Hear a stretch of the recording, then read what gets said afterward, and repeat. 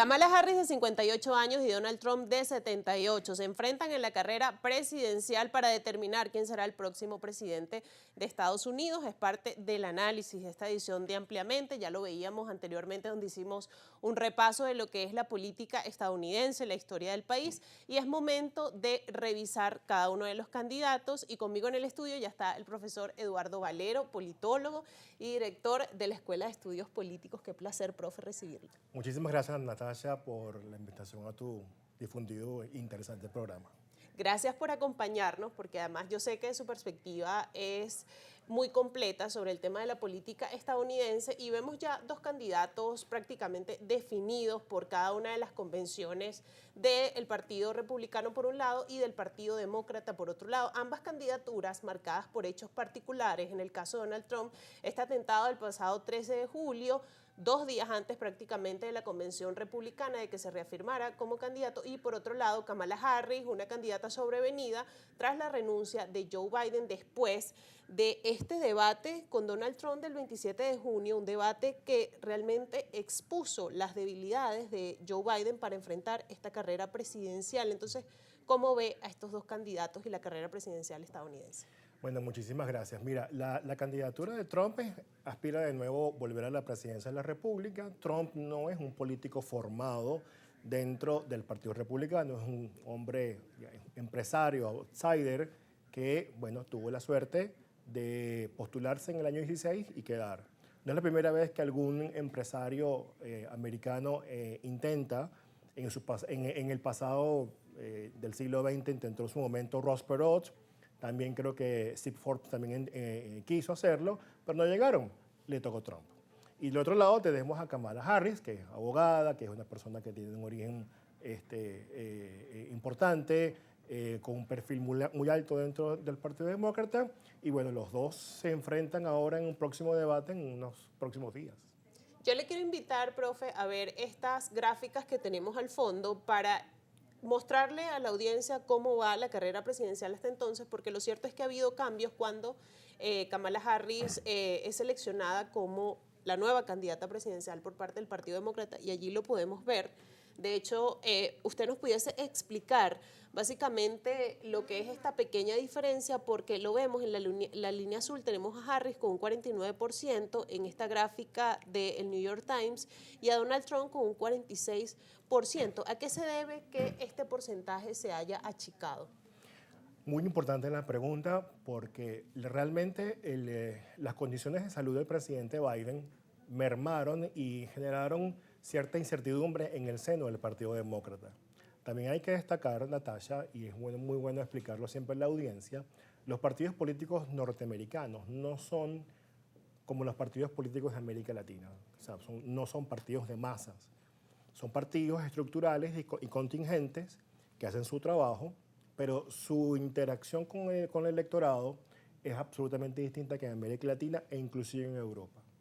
Por lo tanto, lo que estamos viendo con la candidatura de Kamala Harris, en el momento en el que el Partido Demócrata y por supuesto sus principales líderes deciden convencer al presidente Biden de que no aspire a la reelección, pues ahí se genera una incertidumbre, y al salir de la misma, entonces ese vigor que le ha dado Kamala Harris a esta candidatura ha vuelto a empezar a compactar al mundo demócrata.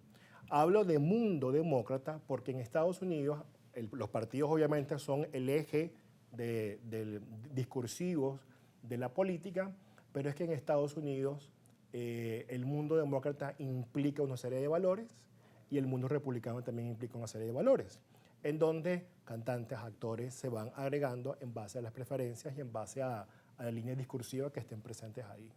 Y en función de los valores de ambos partidos, entendiendo que además en estos momentos, a día de hoy, la campaña está muy reñida, ¿cuáles son los temas principales que preocupan al electorado estadounidense y cómo lo maneja cada uno de estos candidatos? Muy bien.